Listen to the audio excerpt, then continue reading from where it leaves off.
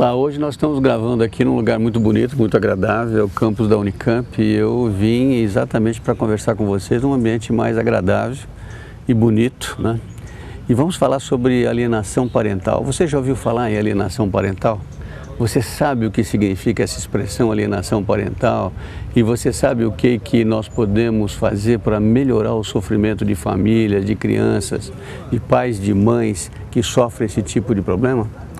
Chama-se alienação parental as alterações que geralmente acontecem nas famílias quando, por um problema sério de divisão e separação litigiosa, um dos pais, seja a mãe ou o pai, acaba usando inadequadamente as crianças para atacar o outro cônjuge.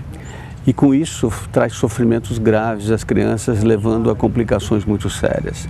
Problemas às vezes que a gente não consegue controlar e que mesmo apesar de ser um crime previsto na lei, a gente consegue evitar. Os próprios juízes não conseguem, muitas vezes, entender que é preciso interferir nisso e é preciso ajudar essas famílias a entenderem que as crianças não podem ser usadas como moeda de troca ou como agressão ao outro lado. Parece incrível, mas existem milhares de famílias com problemas seríssimos desse tipo e que realmente não se dão conta do que vai acontecer com essas crianças no futuro. Os trabalhos mostram que essas crianças podem ter comportamentos muito problemáticos na vida, distúrbios de comportamento, problemas emocionais sérios.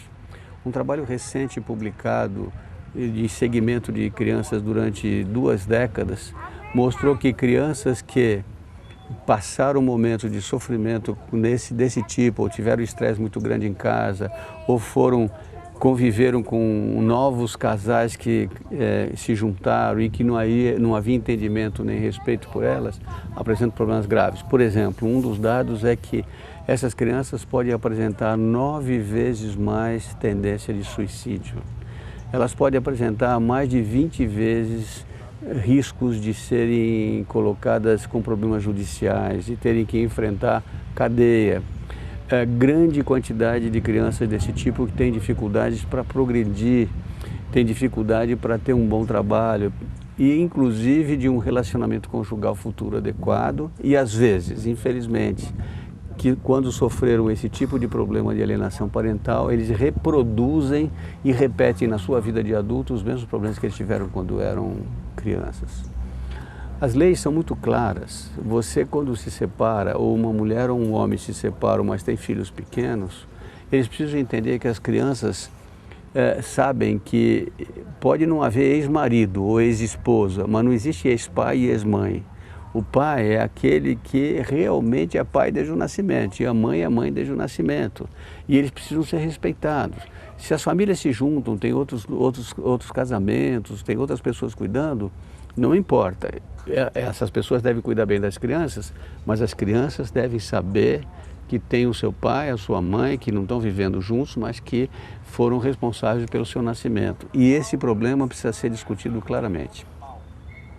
Infelizmente, na maior parte das vezes, mesmo na justiça, quando se faz qualquer tipo de chamamento para que essas pessoas sejam avaliadas e sejam explicados o que está acontecendo, se pede ajuda dos conselhos tutelares, na maior parte das vezes não se modifica essa situação e as pessoas não mudam. Na maior parte das vezes, quem fica com os filhos depois de uma separação é a mãe.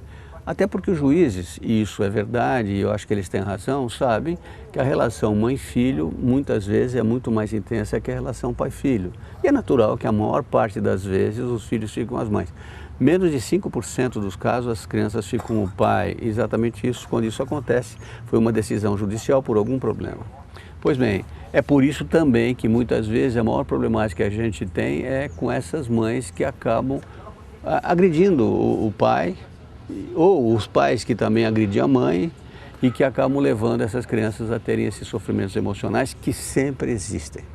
É muito fácil dizer, não, é melhor separar do que viver brigando. Em parte é verdade, mas separar tem que separar com conhecimento de causa e com uma posição adequada, com pessoas que realmente respeitem os outros e que possam entender que as crianças não têm culpa dos adultos não terem se entendido.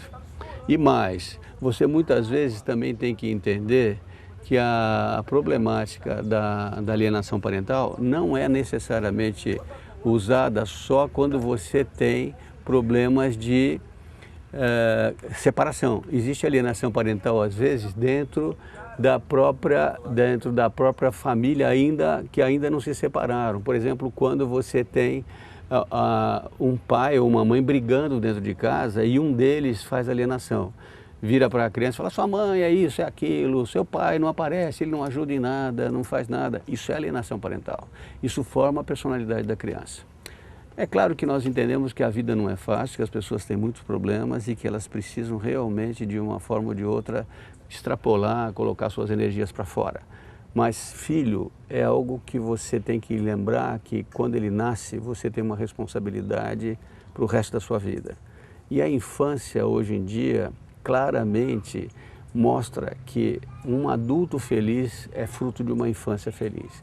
Quando a infância não foi feliz, quando a infância foi problemática, o sofrimento aconteceu, a probabilidade e a possibilidade de que essas pessoas possam ser infelizes no futuro é muito grande. Nós falamos muito hoje dos primeiros 1000 dias, a gestação, os primeiros 2 anos de vida.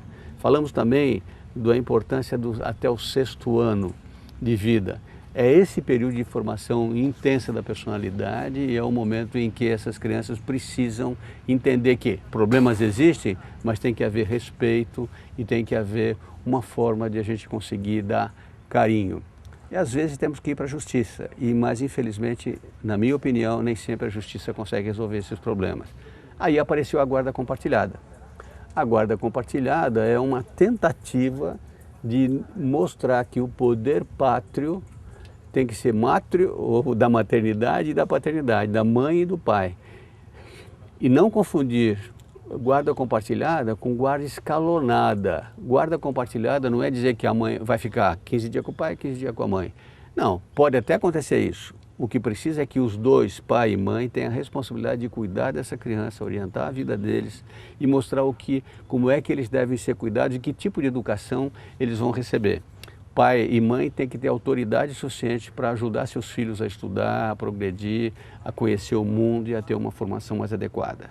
A guarda compartilhada é uma grande solução. Infelizmente, muitos juízes, muitas áreas ainda não estão percebendo a importância da guarda compartilhada para tentar diminuir ao máximo a alienação parental.